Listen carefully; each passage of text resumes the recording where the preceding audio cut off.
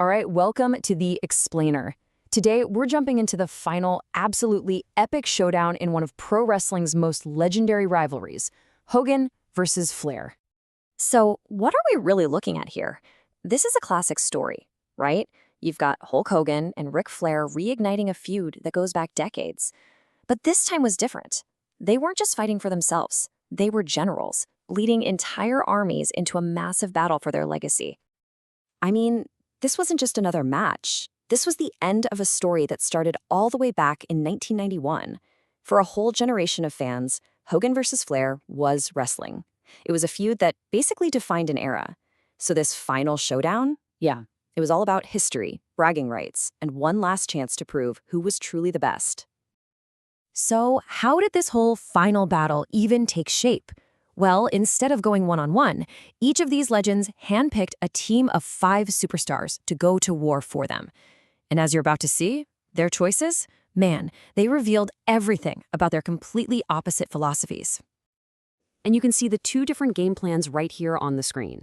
On one side, you've got Team Hogan, led by the big dog himself, Roman Reigns, a total powerhouse of the modern era. And they were going up against a seriously formidable Team Flair, captained by a guy Flair himself mentored, the incredibly cunning apex predator, Randy Orton. On paper, this thing looked like a blowout, and the commentators, well, they called it exactly how they saw it. Team Flair was just this collection of champions and titans, handpicked by the dirtiest player in the game for their sheer power, their precision, and their killer instinct. They were basically built to just dominate. I mean, look at this team. It was a masterclass in putting together a dominant force. You've got Orton, a legend who learned the game from Flair. You've got the destructive power of Drew McIntyre. And then you fill out the roster with champions and kings. It was a lineup of veterans and absolute powerhouses, designed for one thing and one thing only: victory. But then you look at Team Hogan, and it's a completely different story. This team was built on something else entirely: heart. They were a crew of underdogs. Every single one of them was something to prove, all united by their captain's inspirational leadership. And this is where it gets really interesting. The emotional core of this team is what made them so compelling. You had inspirational guys like Ali and Shorty G, but then you had Rusev. His real-life drama with his wife and Team Flair's Bobby Lashley was front and center, adding this volatile, unpredictable, and deeply personal layer to the whole match. So, the stage was set. You had the on-paper favorites against the inspirational underdogs. The big question was, how was this clash of styles going to play out once they actually got inside the ring? Right from the opening bell, Team Flair went to work with a textbook strategy, something straight out of Ric Flair's devious playbook.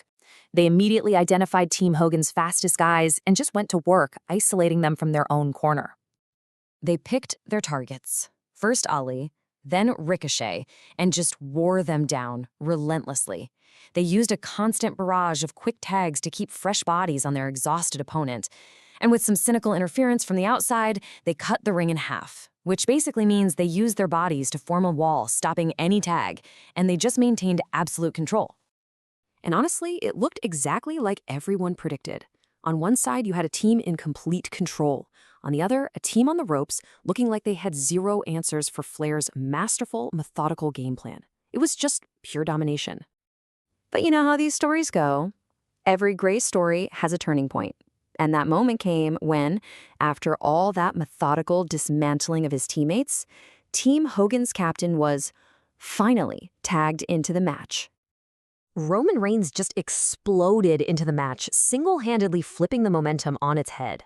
He just tore through every single member of Team Flair with his massive flurry of offense, proving in an instant exactly why Hogan picked him to be the captain. And what happened next was just beautiful chaos. The whole structure of the match completely dissolved into an all-out war. Rusev finally got his hands on Lashley. Signature moves were flying all over the place. And when the dust finally settled, it all came down to a face-off between the 2 captains in the middle of the ring. And just when it looked like Reigns had the upper hand, Randy Orton struck. Bam! RKO. From out of absolutely nowhere. It looked like it was over. It had to be. Team Flair had done it. The referee's hand hit the mat. 1, 2, No, he kicked out at the very last possible nanosecond. The camera pans to Randy Orton, and you can just see the utter disbelief on his face. Nobody, especially him, could believe it. So think about this. Orton's best shot, the most devastating move he has, it failed. He had nothing left. The entire match now just hung on one final decisive moment. As Randy Orton was reeling, trying to set up for one last desperate attack, the rest of Team Hogan ran interference. They sacrificed themselves to save their captain. And that created the one opening Roman Reigns needed. He lined Orton up and delivered an explosive, match-ending spear. 1, 2, 3. It was over. Team Hogan had pulled off the impossible victory. And as the announcer just perfectly put it, even after 3 decades, the result was the same. When it all comes down to it, Hogan gets the win over Flair. This match really gives us one answer to that question, doesn't it? It was a perfect piece of storytelling that showed how a narrative of inspiration, of heart, and a dramatic comeback can, at least in the world of wrestling, triumph over calculated on-paper dominance.